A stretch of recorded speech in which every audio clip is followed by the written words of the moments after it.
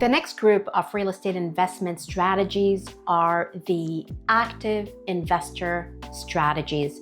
These are typically shorter term strategies that are meant to generate a large lump sum of cash over a short time period. The first strategy under the active investor strategies is the flip strategy.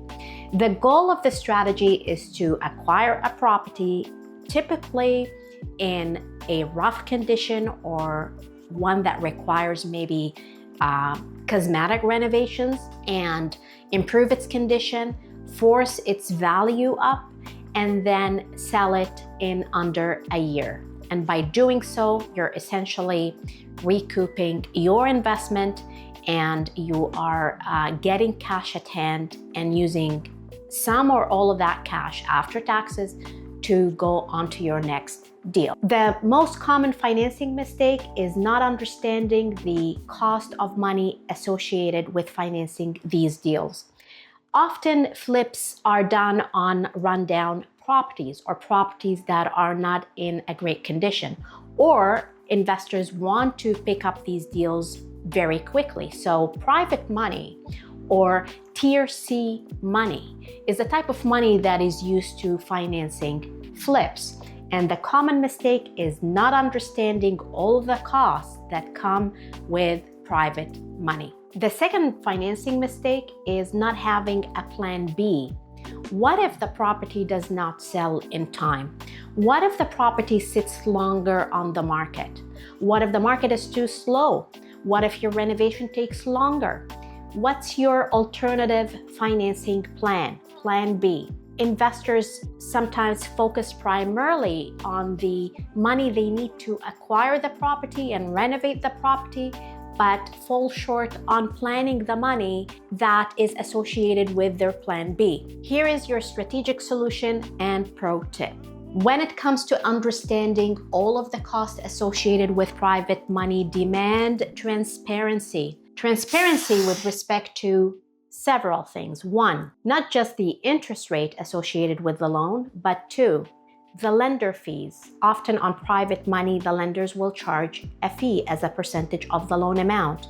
You want to know how much they're charging. You want to know if it's a fee that is going to be added to the mortgage or it's a fee that is coming out of your own pocket. You also want to know what the mortgage broker is charging. That's their broker fee. And again, you want to know if that amount or percentage is part of the loan or it's something you're going to pay off for separately on closing. You also want to understand the penalties associated with breaking the private loan. Often when you break a private loan, the lenders charge a 3-month interest penalty.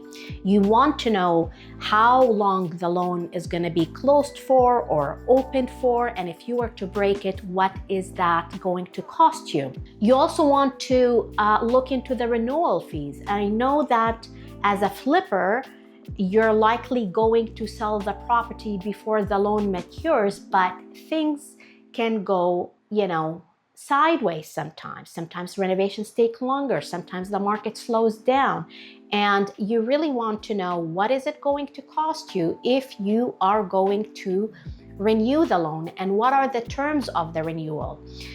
Will the lender likely renew if your loan is in good standing, or do they really want out and that you have to pay them out by a certain date? There are also administrative fees that come with private money.